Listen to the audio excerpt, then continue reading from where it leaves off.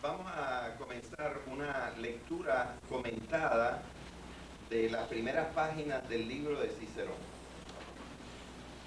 En esta lectura comentada espero aclarar las dudas que ustedes puedan tener acerca del significado de lo que están leyendo. Cicerón escribió este libro, como lo expresan las primeras líneas, para ayudar a su hijo, que se llamaba igual que él, Marco Tulio Cicerón, a estudiar. El muchacho no era un muchacho muy brillante, ni le gustaba mucho el estudio. Y Cicerón tenía preocupación de que dejara los estudios y se fuera a hacer otra cosa. De manera que en este libro, escrito en los últimos meses de su vida, Cicerón trata de animar a su hijo a que haga buenos estudios. Por eso lo menciona desde la primera línea de este libro, cuando dice así: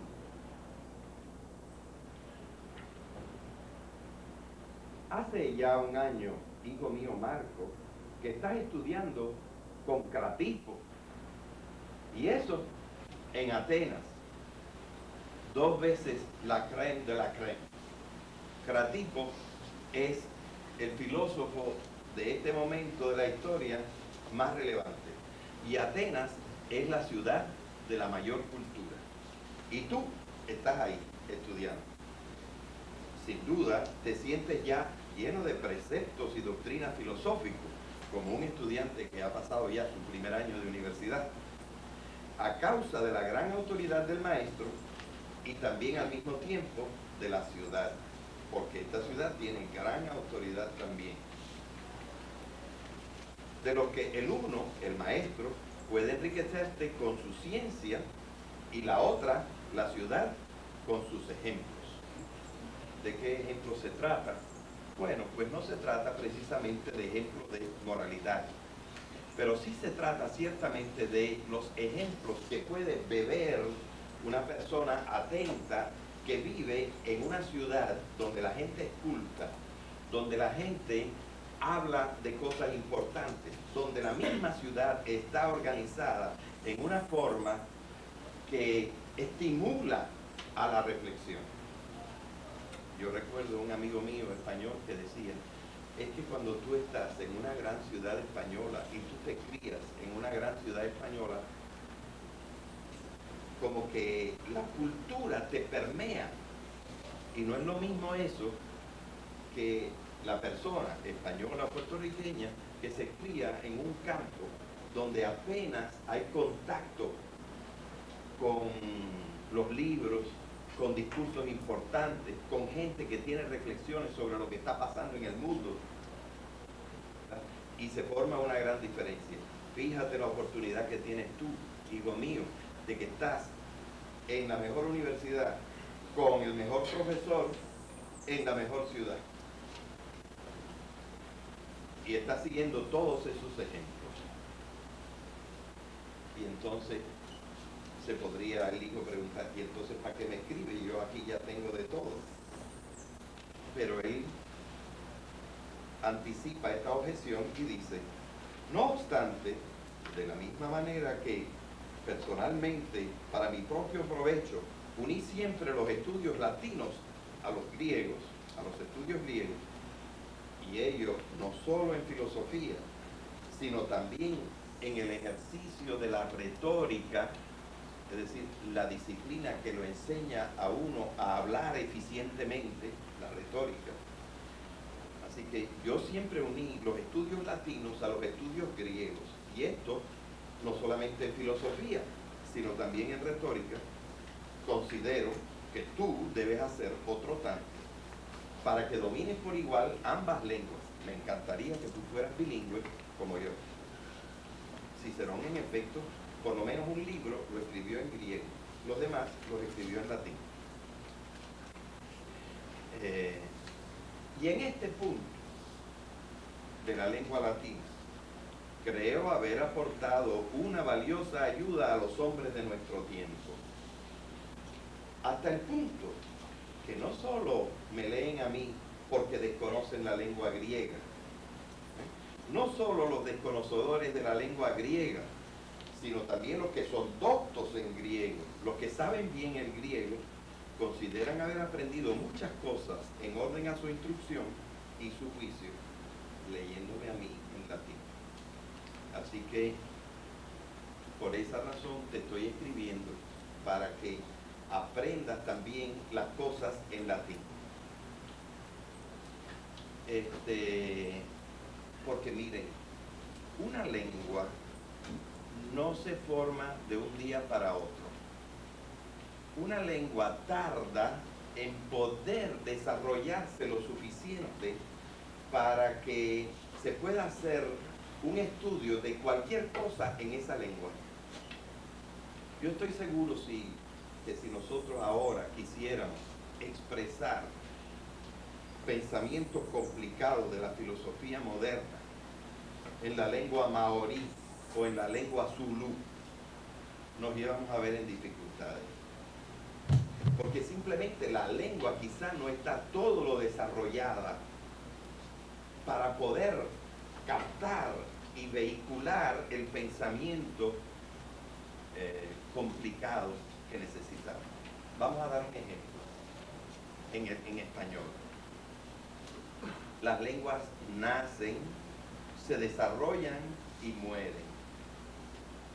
Se considera que la lengua española nació en el año 979 después de Cristo.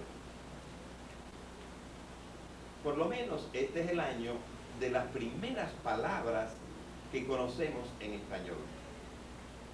Y esas palabras están escritas en los márgenes de un libro escrito en latín. El libro estaba escrito en latín y un lector agregó unas palabritas en español comentando lo que decía el libro en latín. Esto se conoce como las glosas. Glosas quiere decir en este caso comentario. Las glosas emilianenses y silenses. Se llaman así porque se encontraron dos libros, una en el convento de San Emiliano o San Millán, y son las glosas emilianenses, y otra en el convento de Santo Domingo de Silos, y por eso se llaman silenses.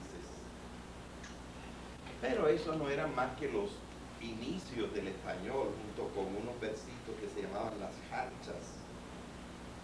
Pero de allí a que el español estuviera preparado para expresar cualquier pensamiento, faltaba mucho tiempo. Cerca del año 1550, un embajador español en Roma, llamado Juan de Valdés, escribió un libro llamado Diálogos de la Lengua. Y en este libro Juan de Valdés dice: yo considero que ya en nuestra época cualquier pensamiento, por complicado que sea, puede expresarse en español. Por lo tanto, nosotros los que hablamos español podemos escribir todos los libros que nosotros queramos, escribirlos en español. Y un hombre inteligente que dice esto en 1550 implica dos cosas: que efectivamente ya el español había progresado lo suficiente para que cualquier cosa se pudiera decir en español, y segundo, que antes no resultaba así, porque la lengua española, si consideramos esta fecha, necesitó como unos 600 años para convertirse en una lengua que lo pudiera decir todo.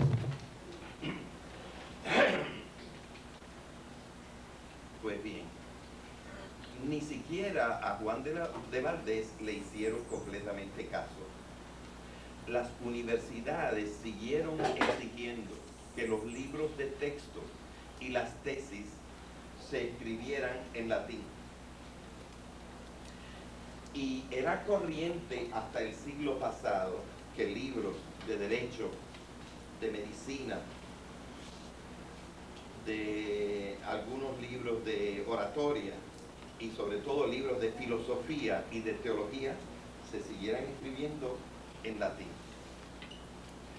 Hasta el siglo pasado era obligatorio en las universidades europeas escribir la tesis de uno en latín. La misa. Naturalmente la misa y otras cosas importantes eran en latín. Cuando yo escribí mi tesis en 1970, la universidad, bueno, terminé en el 70, la universidad aceptó que yo escribiera la tesis en francés, pero tenía que presentar un resumen de la tesis de no menos de 20 páginas en latín. De manera que el lenguaje técnico tenía que ser el lenguaje de una lengua pulida, de una lengua con capacidades de expresión, de una lengua que dejara de lado ambigüedades. Y naturalmente el latín era, por el uso a través de casi 2000 años, o de 2000 años, era una lengua de este tipo, una lengua sutil, que podía expresar todos los matices. Bien, esto ya, entre tanto, se ha abandonado. Pero, ¿quién contribuyó a hacer del latín una lengua filosófica? Nadie como Cicerón. En este mismo libro, Cicerón inventa nuevas palabras latinas para expresar conceptos filosóficos que solamente se decían en griego, y que él encontró unas palabras correspondientes para traducirlo al latín. De manera que realmente podemos decir que efectivamente Cicerón, en filosofía, en política y en otras materias, fue uno de aquellos hombres que logró que la lengua latina fuera una lengua capaz de expresar cualquier pensamiento y cualquier sentimiento. Así que valía la pena realmente leer a Cicerón en latín en aquel tiempo. Así que mucha gente considera que cuando me lee, aprende. Es lo que está diciendo ahora. Viene ahora el número 2. Nosotros vamos a seguir esta numeración arábiga que sigue durante todo el texto del primer libro.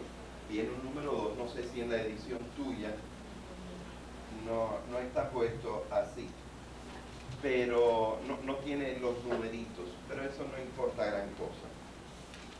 Dice entonces a continuación: por eso realizarás tus estudios con el príncipe de los filósofos. Este príncipe de los filósofos de aquel tiempo era Cratipo. El príncipe de los filósofos de nuestro tiempo.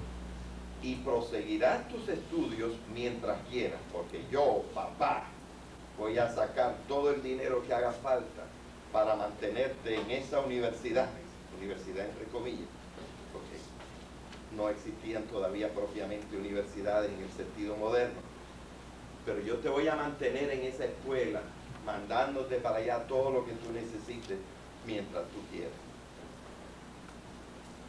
Es verdad que el papá lo apretaba un poco y lo forzaba. Él no quería estudiar. En ese sentido, probablemente Cicerón fue ligeramente paternalista con él. Y es de Marco Tulio Cicerón, hijo, es de esos hijos que tuvieron que estudiar un poco porque los papás los empujaban, que no es la mejor situación. Pero los padres queremos lo mejor para los hijos y a veces nos pasa eso, los empujamos. Realizarás tus estudios con el príncipe de los filósofos de nuestro tiempo y los proseguirás mientras quieras. Y deberás o deberías querer proseguirlos mientras no te duela lo que aproveches. No obstante, leyendo mis obras, que apenas difieren de los escritos peripatéticos, no te voy a decir que tienes que creer todo lo que yo diga. pero ya que encontramos una palabra difícil, la primera palabra difícil, la tengo que explicar.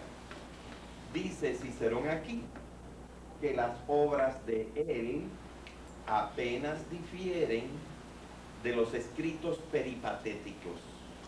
Así que tenemos lo primero que explicar. ¿Quién es un peripatético? ¿Qué es peripatético? Los peripatéticos son los discípulos de Aristóteles. La razón por la cual a los discípulos de Aristóteles los llamaban los peripatéticos es que Aristóteles no daba la clase como yo la estoy dando ahora, que yo estoy parado en un lugar y ustedes sentados allí tomando nota.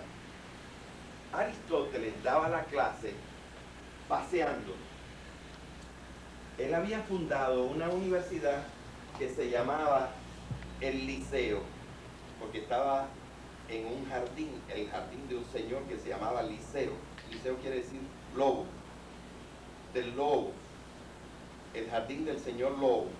Allí tenía él una casa en donde estaba la universidad, pero él no daba la clase en la casa, la daba paseando por los jardines. Y los discípulos tenían que irlo siguiendo. ¿Y qué dijo el profesor? Para enterarse de cada una de las palabras sabias que salían de su boca. Y por eso a los discípulos le pusieron los peripatéticos, porque peri quiere decir alrededor, y pathos, en uno de los sentidos de la palabra, quiere decir paso, paseo, de manera que quiere decir los que pasean alrededor del jardín. Así que ya sabemos que los peripatéticos son los seguidores de Aristóteles. Bien, y uno se pregunta, ¿por qué Cicerón dice que las obras de él, Cicerón, apenas difieren de los escritos peripatéticos? ¿Será que Cicerón se siente seguidor de Aristóteles? Y la respuesta podría ser que no del todo. No podemos decir así en general que Cicerón se sintiera discípulo completo de Aristóteles.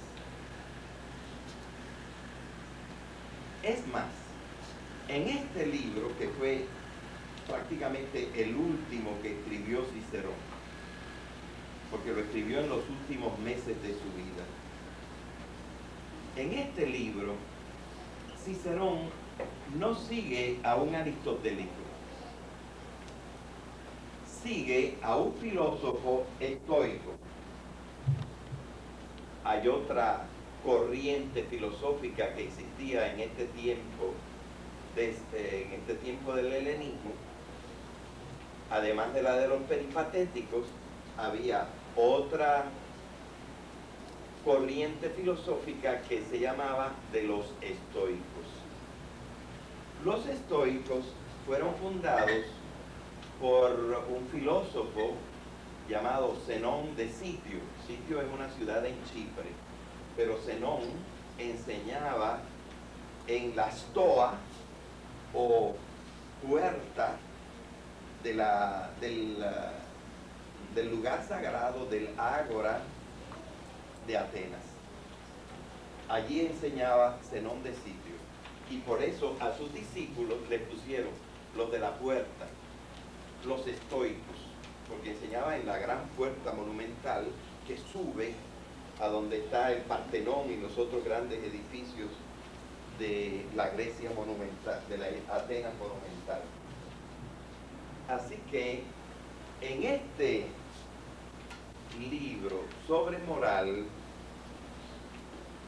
Cicerón no sigue a un peripatético, sigue a los estoicos. Y concretamente, nosotros nos enteramos por sus cartas y por las citas que él hace en este primer libro. Nos enteramos que él tiene en sus manos un libro de un filósofo estoico, de quien ya nosotros hemos hablado en una clase anterior. Un libro de Panecio. Ya dijimos que Panecio era un escritor, filósofo griego, que los romanos, cuando Roma se desarrolló, cuando terminaron las guerras, se lo llevaron, la guerra de conquista del Mediterráneo, se lo llevaron para Roma para que le enseñara cultura filosófica a los romanos. Y Panecio murió un año después de que nació Cicerón. Así que, igual que nosotros, yo me formé oyendo hablar de los filósofos que estaban muriendo cuando yo nací. Y de la misma manera, Cicerón había oído hablar mucho de Panecio, tenía en una de sus fincas un libro de Panecio. Y probablemente por eso se le ocurrió escribir de moral, porque el libro de Panecio era un libro sobre moral, o dicho con otras palabras, de ética. La ética o moral, como ustedes saben, es la disciplina que nos enseña la buena conducta. Nos enseña supuestamente a ser buenos. Bien. Así que Cicerón escribe este libro a su hijo Marco Tulio Cicerón porque ya no puede estar haciendo política, que es lo que él creía que debía hacer. Pero ahora el señor Julio César ha manipulado y ha controlado toda la política y él se ha quedado fuera. Y en este momento ya mataron a Julio César, pero sus seguidores siguen controlando la política y él, para no estar ocioso, empieza a escribir filosofía. Bien, así que Cicerón no es simplemente un peripatético, pero es que tampoco Cicerón es todo el tiempo un estoico. Ahora está escribiendo, siguiendo el libro de Panecio, porque es lo que encontró en una finca y no quiere estar ocioso y está escribiendo para su hijo. Pero él no es simplemente, pura y llanamente, un estoico. Si nosotros queremos saber qué cosa era Cicerón, a lo mejor podemos sacar una idea yendo a una parte que ustedes no van a leer del libro, que es el libro segundo, en el número 8, que eso es como 3 páginas después de empezado el libro segundo, dice Cicerón estas palabras: ¿qué hay que pueda impedirme seguir aquello que me parezca probable, rechazar lo que me parezca lo contrario, y evitando la arrogancia de afirmaciones así contundentes, huir de la temeridad, que es lo que más se aparta de la sabiduría? La gente temeraria que dice, esto es así, aquello no es cierto. La gente dogmática. Yo no soy así. ¿Qué hay que me detenga de seguir una doctrina porque simplemente es probable? Por el contrario, los hombres de mi escuela, ya nos dice cuál es la escuela de él, que entonces no será la de los peripatéticos ni la de los estoicos. Dice, los hombres de mi escuela lo discuten todo, pensando que aquello mismo que es probable no podría mostrarse como probable si en las cuestiones estudiadas no se hubiera realizado la confrontación entre una y otra alternativa. Unos creen que esto es así, otros creen que esto es así, y nosotros decimos, esto parece más probable que esto. No le quitamos 100% la razón a esto, pero yo me inclino por esta y por esta razón a decir, lo probable es esto. Nosotros no somos, en mi escuela, no somos dogmáticos. y dice, pero yo no necesito seguir hablando de esto. Pero esto se ha explicado ya en otro libro que yo escribí, en mi libro llamado Académicas. Académicas. ¿Y de dónde viene esta palabra? Pues esta palabra viene de la primera universidad que hubo en el mundo. Universidad que fundó Platón y que se llamaba precisamente la Academia. Por eso nuestras escuelas se llaman unas liceos y otras se llaman academia. Academia Cristo Rey, Academia Santa María, Liceo Ponceño, en honor de estas dos primeras grandes escuelas que existieron en Atenas. También había sido fundada en un jardín, en el jardín de un señor que se llamaba Academo, y por eso la llamaban la Academia. Había sido fundada por Platón.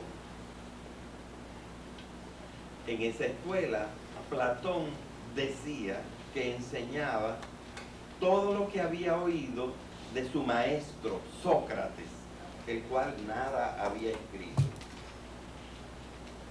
Y Platón escribía los diálogos en que Sócrates dialogaba con sus amigos sobre las cosas más sublimes de la filosofía. Eso es lo que se discutía en la academia. Bien. Así que en la academia, los discípulos de la academia se llamaban los académicos o los platónicos. Ahora bien, además de ser la primera universidad del mundo, universidad entre comillas, la academia es la universidad que más ha durado en el mundo, porque duró más de 900 años hasta que fue cerrada por un emperador por razones políticas, por un emperador griego del Imperio Romano de Oriente. Ninguna de nuestras modernas universidades ha alcanzado todavía la edad de 900 años. De manera que en el mundo ninguna escuela ha durado más que la Academia de Platón, que era realmente una escuela con un edificio y con alumnos. Ahora, naturalmente no podemos creer que todo el tiempo se haya enseñado la doctrina de Platón sin cambio ninguno en la academia. Cuando Cicerón estudió, quizá en la academia, porque Cicerón también estudió en Atenas. No tengo noticias de que fuera en la academia, pero es muy probable. Cuando Cicerón estudió en Atenas, en la academia, y por lo menos se relacionó con esta doctrina, ya la academia había cambiado.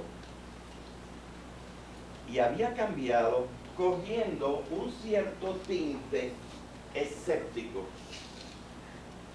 Enrique. Había cambiado tomando un cierto tinte escéptico. Ahora nosotros necesitamos explicar la palabra escéptico. ¿Quiénes eran los escépticos? Escéptico quiere decir que duda